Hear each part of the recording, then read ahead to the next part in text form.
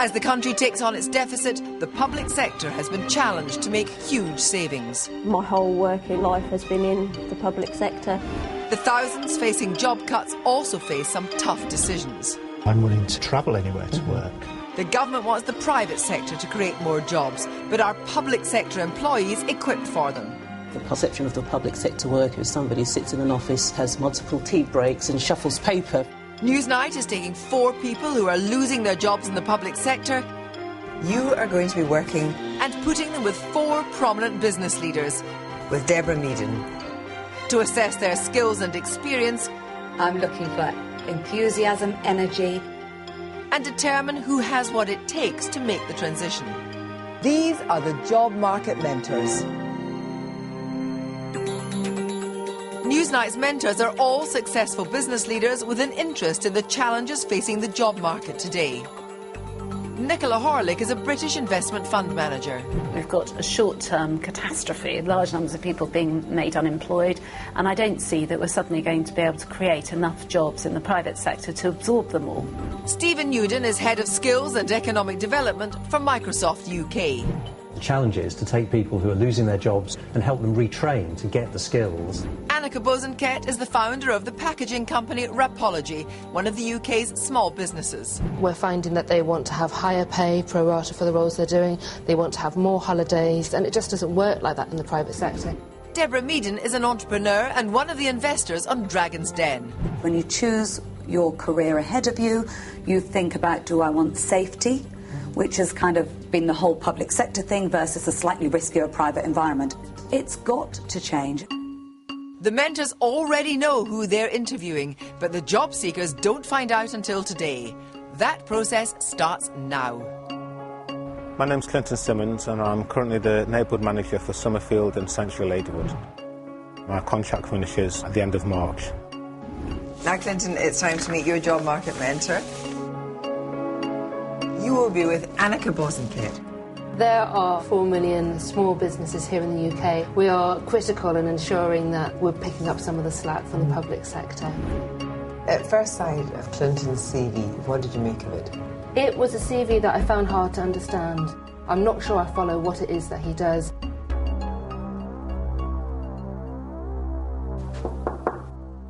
Six pages of A4.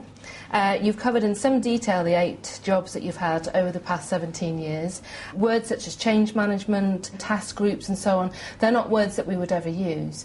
Can you explain to me what the bulk of your work has been doing over the past few years? Working with people, so it's very much about brokering relationships with and between residents and other organisations and other departments in the local government. What do you want from a job? I want job satisfaction. Okay. I think I'd also have to look at the financial package, because ultimately that's what people go out to work for. That's what many people go out to work for, is to ensure that they're remunerated at the appropriate level. Reluctant to put a figure on his preferred salary, Clinton is asked to think about what he might have to offer the private sector. The management side of things, supporting a team of people to deliver against the work that they need to achieve. Management of what, though? Because if you're going to manage a team of people, what will you be managing? It could be something such as production of pens or stationery through to food production. OK, do you have anything in your personal life that you really look at and you think, oh, that's a really interesting product? I mean, I notice that you like cricket. I do. For example, would you consider something in your personal life that you can then get more involved in? Because this is your time now to really explore an area which maybe you've thought that you could add to. Certainly sportswear manufacturing, now that you said that, is an interesting one. Clinton, I think you've got lots of things that you've said which I didn't see on your CV. Yeah. But I think by articulating that you're flexible and you like to be challenged with these unique projects and so on is actually an opportunity in your favour. Well, Clinton, any shocks, any surprises? No, not really, but it did make me think about the way that I present my work experience and skills on the CV. It was a very, very public sector CV. Very much so, and I think I need to make some significant changes. It took quite a lot of kind of coaching for me to bring out from him what he genuinely was interested in. I'm here, take me as you find me, but I haven't got time to nurture him in that way as an employer. What will he be helping an employer to sell, or what problem to solve? You didn't press him on salary, and yet that's one thing you're very keen on, isn't it? That actually people in the public sector have got very inflated ideas of what they're worth. The salary needs to cover off what you're spending at the moment, what you're committed to, but also the second part of the salary is what you think you're prepared to work for. They won't always be the same, and perhaps you're going to have to take an 18-month view to get to where you were before. If Annika, as a private sector employer, is wary of hiring workers from the public sector, she's not alone. In a recent survey of 500 companies, more than half said they weren't interested in taking on former public sector employees. 52% thought these workers would not be equipped for a job in their business. Nicola, do you recognise what Annika is saying about the level of expectations that people from the public sector coming looking for jobs in the private sector have, and perhaps that they're unrealistic? Yes, I'm sure that's true, and it's definitely the case that if you want to make that move, then you've got to be adaptable. People do need to be flexible, look at the skills they've got and say, where can I apply them? Our next participant is coming to the end of a career with Camden Council. My name is Sandy Phillips. I currently work for the London Borough of Camden as a Senior Business Initiatives Manager. My department's recently had a restructure. My post is now deleted. Sandy, your job market mentor for the day. She is Nicola Horlick. I've worked in the city for 28 years. I know what makes a good employee. I think I know what you need to do in order to get a job, and hopefully I'll be able to impart some of that to my candidate.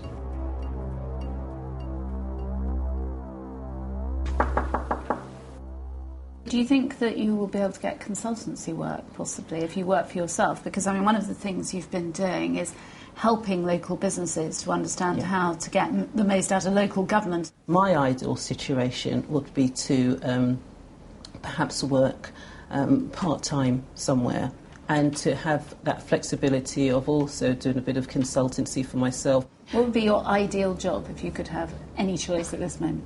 A lot of organisations have what's known as their corporate social responsibility agenda. So for many businesses as well, it's about how do they then reach out into the local community, be it things like apprenticeship, work experience, or advice to small start-up businesses. So you could go and work for a major corporation that's trying to show that it's socially responsible. I think you were in a very fortunate position because you have had this interface with the private sector that so many people in the public sector don't have. And you must have met very many people over the last few years. Yeah. And I think what you need to do is sit down and literally get out your contact list and go through it and think, who can I talk to? And people love to be asked their advice.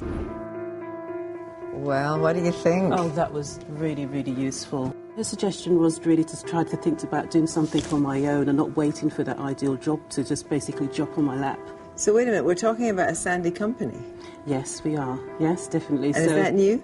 It is new because it certainly wasn't something that I was focusing on before I came here.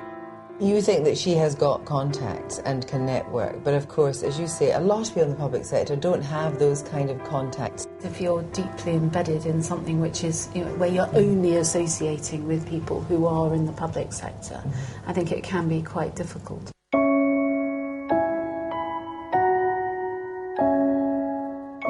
Our oldest participant has been working at one of the almost 200 quangos being abolished by the government. Is it going to be harder for the people that are approaching 60? I think it could be harder. I think it's going to depend on the individual, because I think as long as I can see within that person the things that I need, age doesn't worry me at all. I get loads of people who want to come on our apprenticeship scheme and retrain who are in their 40s, 50s, even 60s sometimes. The truth is that people tend to employ younger people, and it's very, very difficult if somebody's approaching 60. My name is Chris Balfe. I'm 57 years old. I've worked in my current job for 13 years as Operational Programme Manager at the Audit Commission. I've had a 30-year career in the public services. My feeling is that my age is already acting against me. Chris, you are going to be with Stephen Uden. I'm Head of Skills and Economic Affairs for Microsoft UK. We're looking for people who've got a real passion and dedication and really want to succeed. I'll be interested to hear what I can learn about the private sector, what employers are looking for and what skills they need. He's 57.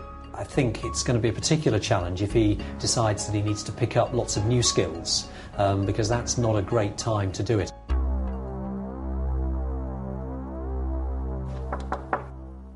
I've applied for about 40 jobs in the private and public sector. 40? What sort of jobs have you gone for? Facilities managers, business managers, programme managers, project managers, non-executive directors, all sorts of things. I've had a few interviews and not been successful. I think I'm suspected of being on the wind down to retirement. Yes. And I'm about 10 years away from retirement, if truth be told. And the geography isn't necessarily your biggest friend here. I mean, Weymouth's a fantastic part of the country to live in. I think you did a fair bit of travelling, though, previously, so if you can still bear that, yes. might be necessary.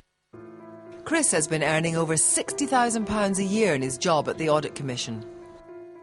I've applied for jobs with salaries of 22,000 as well as salaries of 70,000. Crikey. And the result's still been the same, unfortunately. I certainly think it's dangerous to go down too far, because people just look at you and go, he wouldn't really want to do this. I'm not primarily here to sort of give CV advice. If you're 21, your education is really important. Yes. In your stage, it's probably less so. Once you get to jobs that you did sort of 15, 20 years ago, you can probably afford to say less about those. What am I passionate about? Food and service. So I had thought about my own little business. A small start-up of some kind of bakery, artisan, craft bakery enterprise would be fabulous. You know, why not follow your dream in terms of setting up and running your own successful business, as well as also looking for something. So there's probably no reason why you couldn't do both. Very, very best. Well, Chris, it's not as if you haven't been trying to get a job, so do you think that's put you any further forward? It has sparked my interest in starting my own business again and maybe doing those two things concurrently. So a portfolio career. Maybe that's my dream, yeah. He had applied for jobs at 22,000 when he was earning 60, and you thought that was a very bad idea. Employers are never prepared to let people trade down. They always feel they're overqualified, they wouldn't do a good job, so he should focus his efforts on where he can actually get some traction. Stephen Newton's company Microsoft was one of the signatories to a letter to the Telegraph last October urging the government to push on with its deficit reduction programme. It argued that the private sector should be more than capable of generating additional jobs to replace those lost in the public sector. Microsoft was also one of the firms at a Downing Street meeting in January where it made a pledge on job creation. Well, we committed to helping create 4,000 new jobs, not just in Microsoft, frankly, but in the many small and large IT companies that we work with. Do you think we have a problem that you actually embark on a career and you think it's your career for life? I think it's almost the opposite, actually, for some of the younger people that are coming through. They're going to universities, they're finding that their skills are irrelevant, and they just are completely lost. I think they're so confused as to what job they're supposed to be doing. Our youngest job seeker is a youth and community worker from Norfolk. My name's Kelly Wilshire. Unfortunately, the Norfolk Youth Service is going to cease in May because a lot of the youth services across the country are all facing the same situation, that there aren't many youth work jobs out there. Kelly, you are going to be working with Deborah Meaden. Right. I'm an entrepreneur, businesswoman, investor, probably better known from Dragon's Den. I want to see enough in a CV that tells me about that person, and when I meet that person, I want to have enough meat to find what makes them tick. I'm really hoping that the mentor can help me find work. If not, I'm going to be in big trouble with the mortgage company. If I wasn't nervous, I am now. Oh. I think she looks very friendly, don't you? Yeah. If you receive that, what would you learn about you as a person? I've been in this field for quite a while and got various different qualifications and certificates in different areas of the field, of working with young people. Should I bring that back over this side of the desk? Yeah. And should I tell you what I read from that? Okay. I read from somebody who is committed to a job because they've obviously undertaken a lot of training. It doesn't tell me whether you're actually good at the job, it just tells me you're committed to it. Yeah. I need to understand what it is that you've got, what strengths you bring to the role that make you good at what you're doing at the moment. I suppose I'm quite flexible with, I can meet young people at their home, I can meet them in the school, but if they're not in school, I can meet them at different centres. I don't judge them, or I like to think I get information about them when they're referred to me, but I go into it open-minded. Now we've come on to saying, actually, you're open-minded, you're flexible, you've told me that you will do pretty much whatever it takes to get that job done. I've been with Norfolk County Council for a long, long time, but kind of get quite excited about the thought of doing something completely different. You've just used the word excited. Now, I like that. That's great. That's great. After getting to the bottom of her skills as a youth worker, Deborah starts to explore what else Kelly has done with her life. I've built my own house as well. You built your own house? Yeah. You see, that would have been on my CV. So when you say you built your own house, searching for a plot of land, having soil tests done, contacting the council, meeting with the architects to draw up plans, just getting quotes from 3 or 4 different builders, 3 or 4 different plumbers, 3 or 4 different electricians, and just from going all the way to... And it's taken a long, long time.